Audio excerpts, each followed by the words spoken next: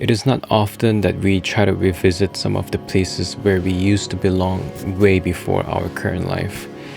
There can be several reasons why, but amongst many, some might find the places not significant enough or just plain lazy to make the trip. But I'm certain for countless amount of people, it is mainly because we're all afraid of bad memories the scenery would call for. Sometimes beautiful ones are misted by the darker ones and they cloud up the brighter side. But putting fears aside, I decided to go out on a little trip.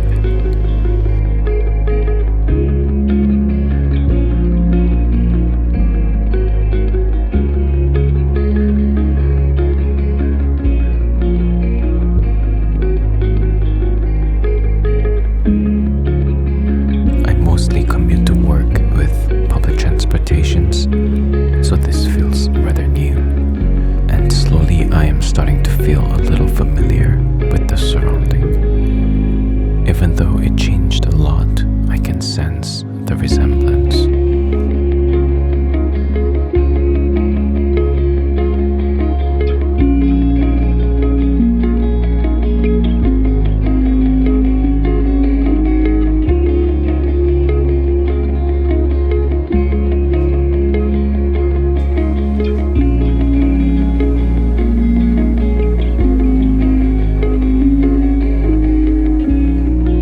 To many of us, there are numerous amount of metaphors that we use to describe memories with.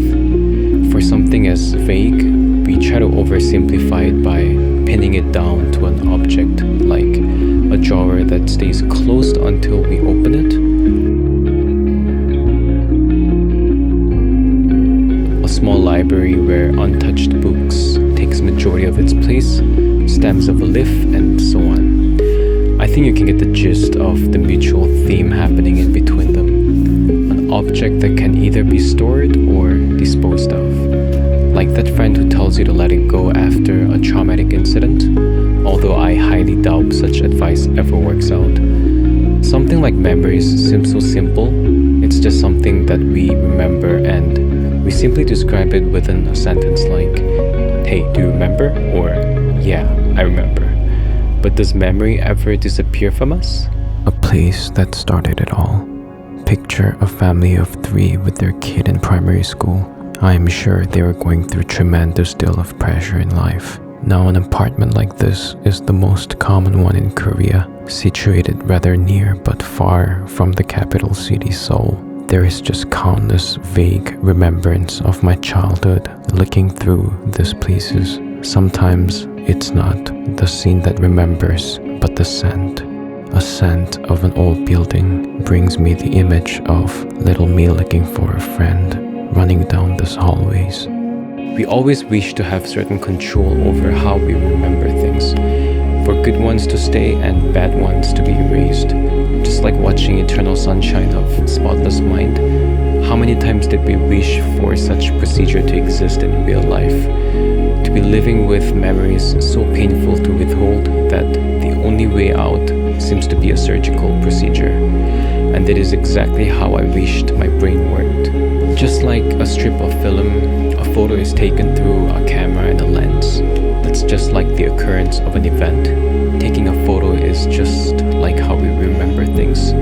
Pulling a film strip out of its canister is like accessing our memories, and destroying the film strip is when things get too painful and to erase every trace and parts of our memories.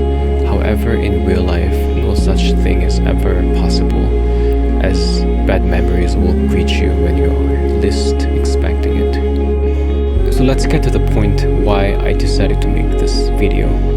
With frustration trying to understand how our memories work, I decided to do some research, and when I came across an essay by Kristen Privalet, I was simply stunned.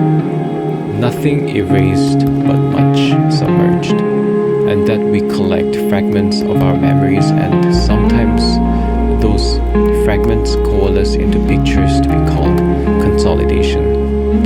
Just like that, my long expedition of recollection started to make sense, and that was one of the most beautiful words I've ever read in my whole life.